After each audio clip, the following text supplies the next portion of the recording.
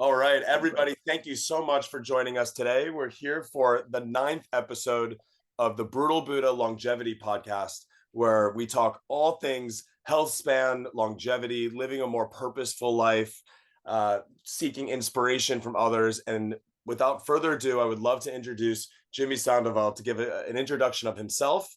He's an inspiration to both Ro, myself, the wider Brutal Buddha community. He is an expert free diver. He is a digital media creator, and amidst so many other talents that he has. So, Jimmy, I would love for you to share a little bit about yourself, and thanks for being here today. Hey man, thank you so much for the invitation. I really appreciate it. Well, my name is Jimmy Sandoval. I'm from Mexico, and I consider myself an adrenaline junkie. Yeah, I like a lot of adrenaline sports like skydiving, free diving, skateboarding, snowboarding. I really like this kind of sports. And yeah, also I'm in digital marketing. I really love it. I'm focusing on Facebook ads. And man, I love to, yeah, to lately I've been really into free diving. So now I'm currently in La Riviera Maya. So here we have a lot of cenotes, and right now I'm, man, like, so passionate about going into cenotes with caves and doing free diving. So yeah, that's more or less myself. Hello, guys. Wow. Well, I mean, look, we've met a lot of interesting people, but you're definitely up there because I don't know any other free divers. And you and I were just having a conversation a little bit ago about this concept of being able to hold your breath, finding stillness, experimenting with your body, obviously in a safe way, right? So, we have lots of cool topics to talk about today for the audience and even for each other. But I'd love to kick off there. How did you get into free diving? And, what drives you to constantly challenge yourself to hold your breath another second as you get better and better at it? Well, to be honest, man, since I was a kid, I really like all these like water sports, but I was a bit distant because I'm deaf from one side of my earrings, and since then, like, I didn't want to go underwater, like, scuba diving. I didn't want to go there, but then I met Pedro Tapia. Right now, he's the deepest guy of Mexico. And I met him at the gym here in Playa, and this guy started to, teach me more about the sport. So I give it a try, and yeah, since then, all the sport is really appealing and interesting to me because, for example, to go there, it's a lot about relaxation. You really have to be calm in order to do your dive, because if you're nervous, your levels of oxygen are not gonna be optimized. So what you want is to really optimize your dive. And to me, that is like a whole ritual, like you go into the cenote, and you have to first, we have to do like some breath work, like some techniques before going into the cenote. And then you're in the cenote, you are just like relaxing, chilling. It's like kind of meditation, man. And yeah, to me, it's, like you're on during your week, you're like working, doing your stuff. When you go to free diving, it's like this time where you're gonna focus just on your breath, focus just on your dive. So I really like that part. And man, as I said to you before, like, I didn't know that my body was capable to do this kind of sports. And then I started, and now I'm like, wow, your body, it's so smart. It's just about being educated, and Exactly. So you're constantly learning, you're reading up on free diving, you're engaging in these sports, you're seeking out adrenaline activities for your own learning, but also because you really love it, you enjoy it, right? So I wonder, when it comes to things like nerves and fear and anxiety, these things apply to everybody in their day-to-day lives typically, right? And you actually go out there and seek it, right? So you seek it, so you train yourself to be able to deal with the fear of X, Y, and Z on a more regular basis in day-to-day life. What would you say for the audience are some things that we can do practically if we're not going to get in the Pacific Ocean or the Atlantic Ocean and dive for 90 seconds at a time in the middle of the ocean, or caves for that matter? Can you tell us some of the practices you have outside of the free dives that actually help you with your calmness, your breathing? I'd be really curious. Well, when I introduced myself to your audience, man, I said that I like adrenaline sports, but one of the community says that freediving is not an adrenaline sport. Mm, Honestly, I don't know. I have to dig deeper into that comment that this person says. However, I said to the person, "Come on, you are 40 meters in a cave, without your breath." Like, to me, that was like mind blowing. But yeah, man. Um, well, like, for example, what I do, like, to prepare myself to go into these activities, if I'm listening correctly, um well, man, for free diving, I try to really eat healthy, you mhm, know and I really try to sleep my 8 hours in order to go to free diving, because at the end you want to optimize your oxygen levels. mhm, So you have to really take a good rest, good diet. And I've been focusing a lot on breathwork techniques. So currently I'm doing, like, after going to the gym, I do uh, hypopressive. You call it like that, hypopressive, which is you okay. have to put your stomach inside. And Okay. then I do hyperpressive, Wow. Okay. which basically the hyperpressive, Hyper. you're trying to put more air into your lungs, so you're trying to have more expansion into your lungs, so more like lung capacity, I will say. Okay. Okay. Very So so those, applies to VO2 max in some ways, and your ability to run long distances potentially as well. Like, do you feel very, yeah, very fit even just on land when you go for a run, or you do some yoga? You feel very fit. I I will say that I feel good. I will say, Okay. like, Okay. yeah, I don't run that much, honestly. I don't run that much. I like to do cardio, but I try to do it maybe cycling, because Yeah. for me running, it's like too much The pounding. on your knees, too much on your knees, man. And I'm into this trip that I call it how to age with a style. How to age with a So style.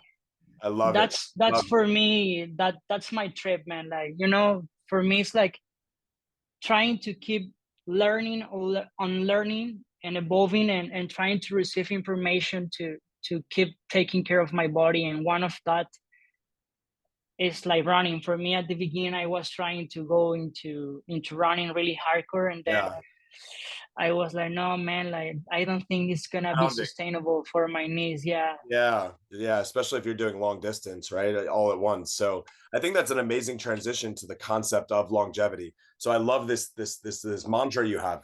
Let's age with style. That's so cool. I mean, I love it. So how do you actually think longer term when it's not in our nature always? So here you are, you're going for runs, you're training, right? You're maybe doing some of these, day-to-day activities. How do you manage your life and plan your day-to-day to think, okay, here's just one day out of how many tens of thousands of days I'll have in my life. How do I actually plan accordingly, for the next 50, 60, 70 years to age with style? Can you emphasize a little bit on that?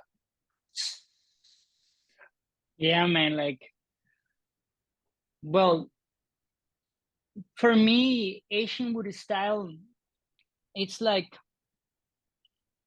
if we talk into the physically aspect, it's like trying to be more educated about my body, what I should eat, what I shouldn't eat.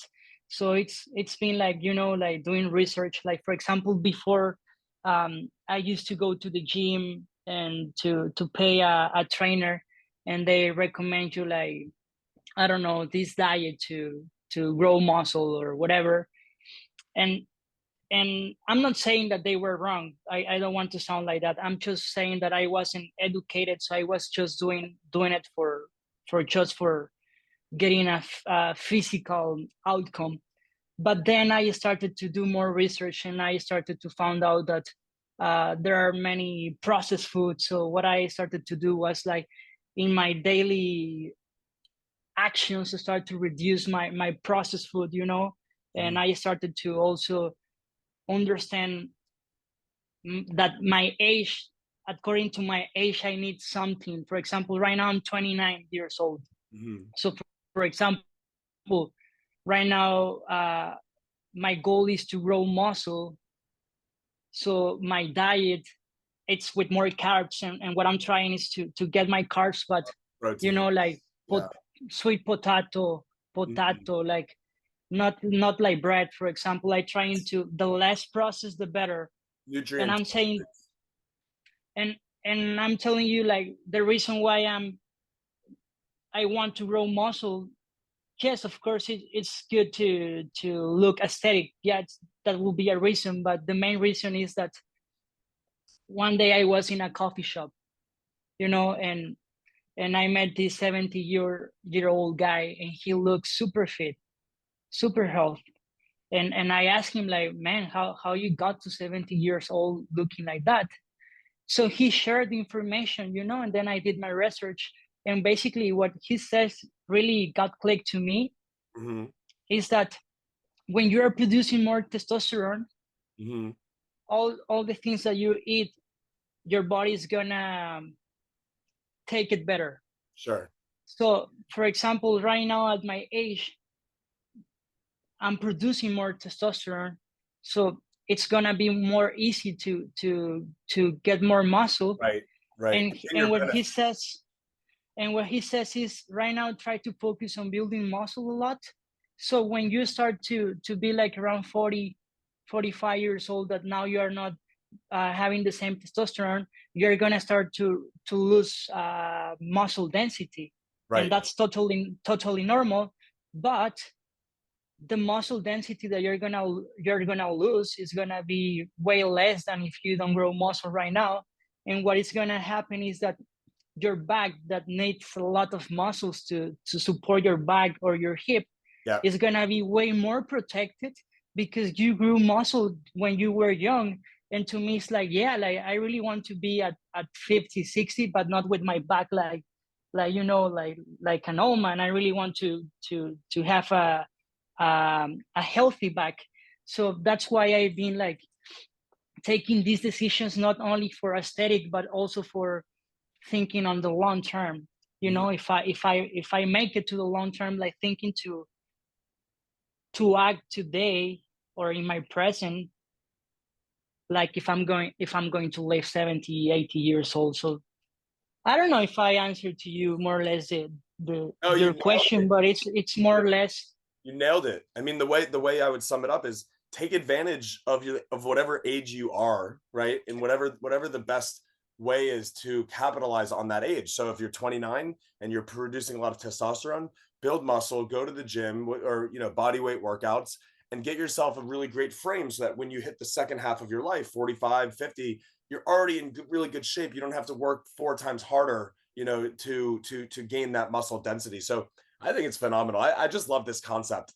Age with style, right? Like when you talk about style, man, you have good style. I see your digital media. I see how you live your life, how how you upkeep yourself. So I would love to understand from you as well. So we talked about longevity. How about in the day to day? How do you age with style in the day to day? So you're taking care of your health. You talk to this 70-year-old about the long run, but how about in the day to day? How do you schedule your days to maximize each day and make it the best day possible?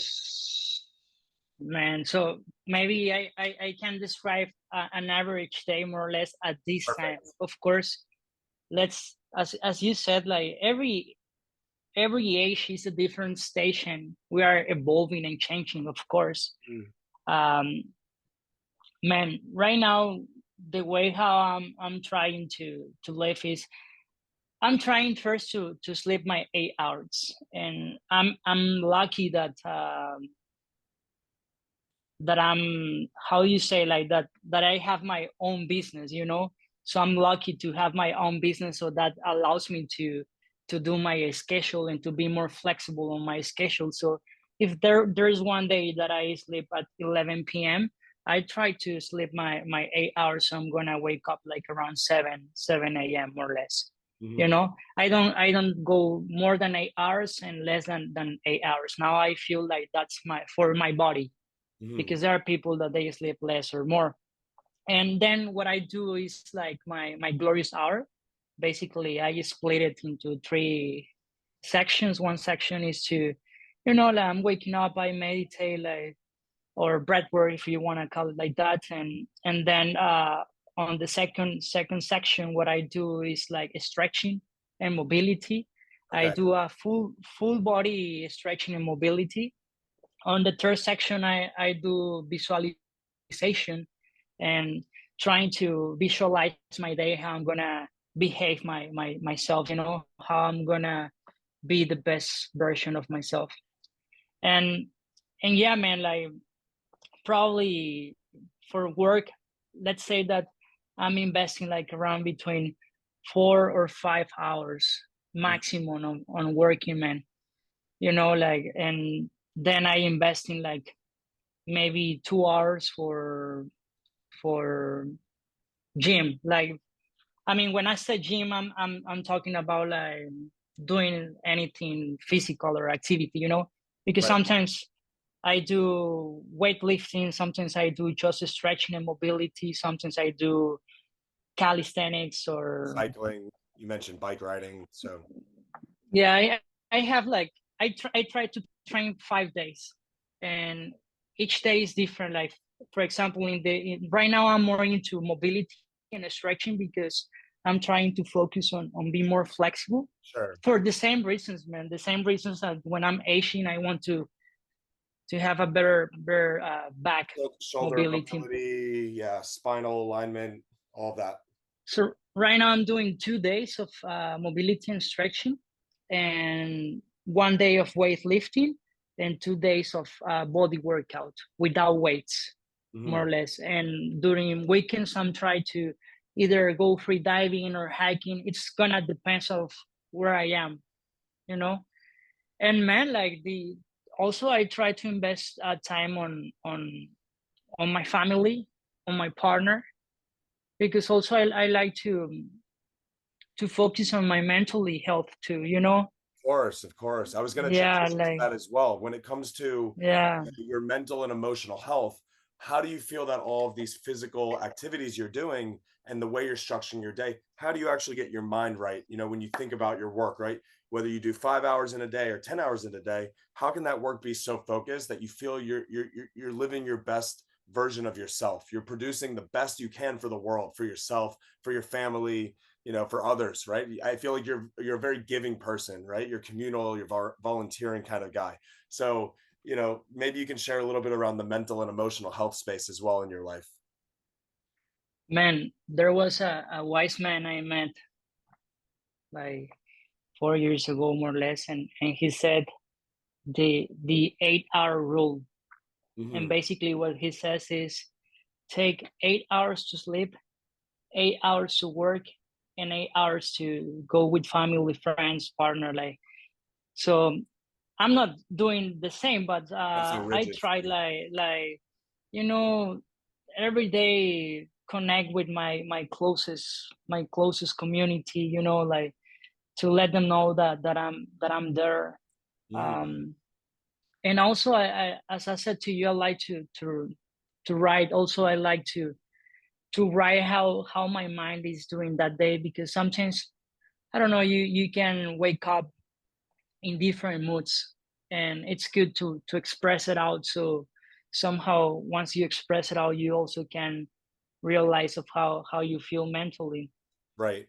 Like, I would say that I've been I think through processes where I haven't eat good, I was not doing exercise, and of course your body and your mind and your soul, it doesn't feel motivated, or it doesn't feel creative, like that you are in a state of creativity, you know. So I feel that and I'm talking from my point of view, I don't want to sound as an expert, I'm talking more from a testimony. I feel that when I'm focusing on my diet, on my physical activity, and also on my mentally activity, I feel that you flow in a more healthy frequency. But of course, every day things happens, and to me, I try just to don't take so seriously, and try to understand that I'm here to learn, to unlearn too, and to evolve, to not try to be flexible, man, you know, because sometimes we think we have the truth, and that's when you're lost, man, because I mean, this world, it's right? in expansion. So I try to stay really more like in a student mentality, and try to learn from others. Yeah. Of course, from people that I feel inspired. You know, I try to learn from those people, and yeah, man, I try to Can you do it like that.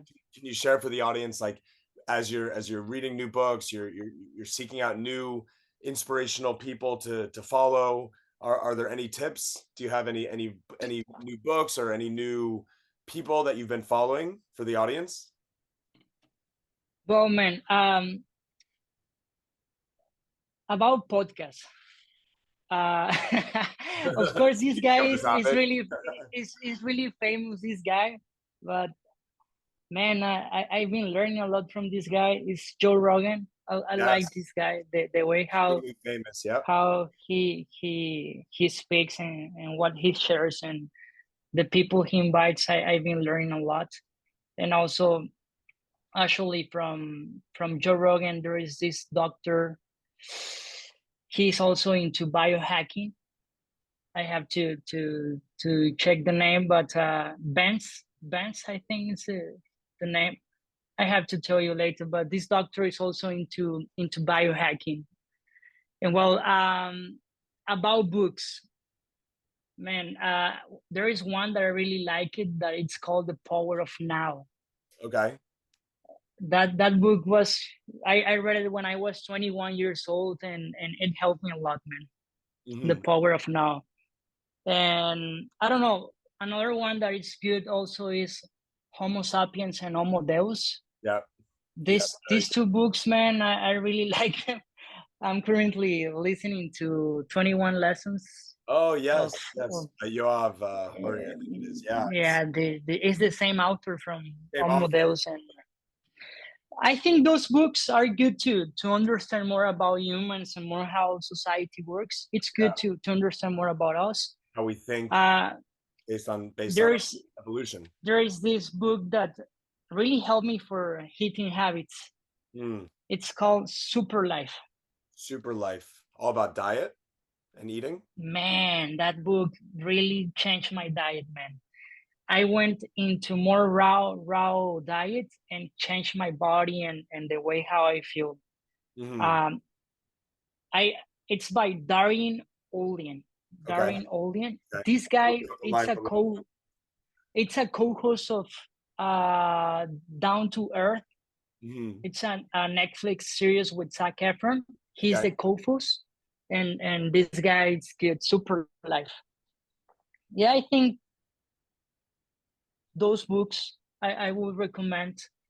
Okay, those are some good ones. And you mentioned Joe Rogan, so I know we've had a few conversations when it comes to talking and getting people on board with this concept of longevity and doing more. What kind of communities do you engage in? Do you do a lot of in person conversations like this, or are you speaking on multiple platforms? I mean, how do you see yourself continuing to evangelize some of these really cool concepts? It sounds like podcasts are one, you do social media. How about on your travels? Do you meet a lot of people and share these ideas?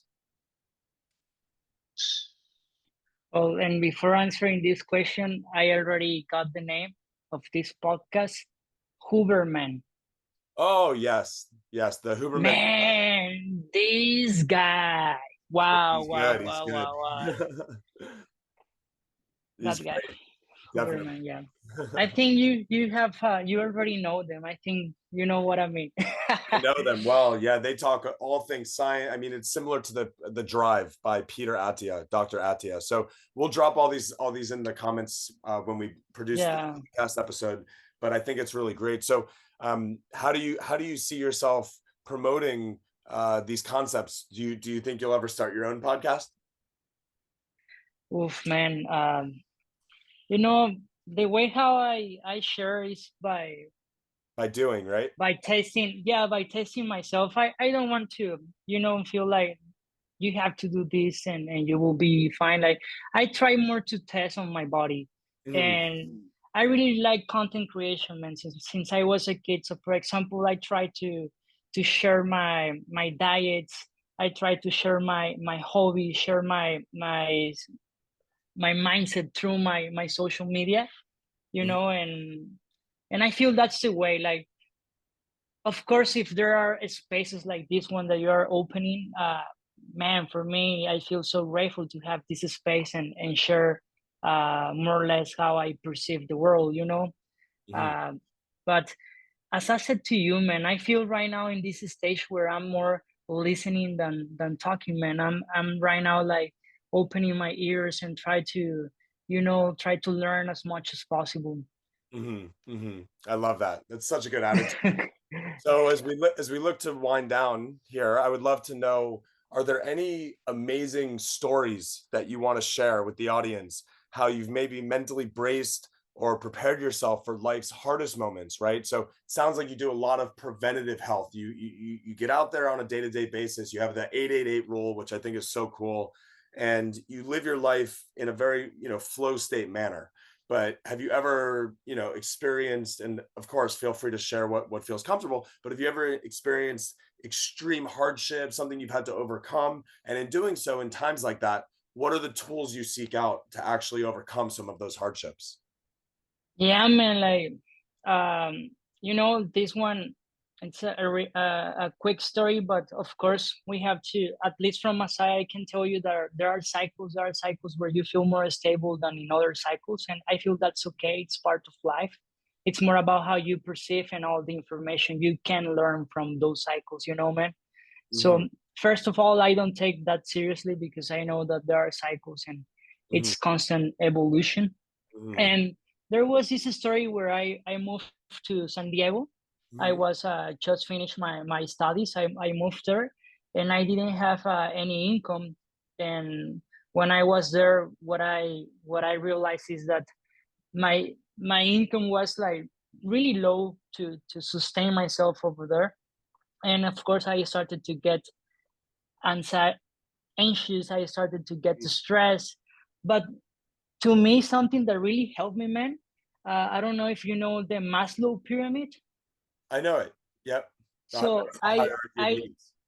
yeah, man, I did that in paper, boom, boom, boom, and I said, okay, I have to cover my basic needs. So I started to focus on my diet, really healthy diet with low budget, and Hmm. also I cover like my physical training because to me it was important to be also mentally healthy. Hmm. And what I said was like, let's focus on covering my needs, and then I'm gonna be less anxious and I'm gonna have more clarity, man. And when I'm saying to you that the budget was really low, it was because really really low, man. But to me, that really helped me to be more grateful for what I was having instead of focusing on what I wasn't having. I was focusing on, man, you just finished your college, you are young, you're healthy, you don't have kids. Just like eat healthy and try to find a job, and that's how I found a really good job in San Diego, which is an e-commerce company, man. And because of that opportunity, I created my own agency, man. So, every time I in these kind of cycles, I really go back to basics, and I try to again focusing on my health. I think that to me, that's a tool that helps me to have more clarity on my mental.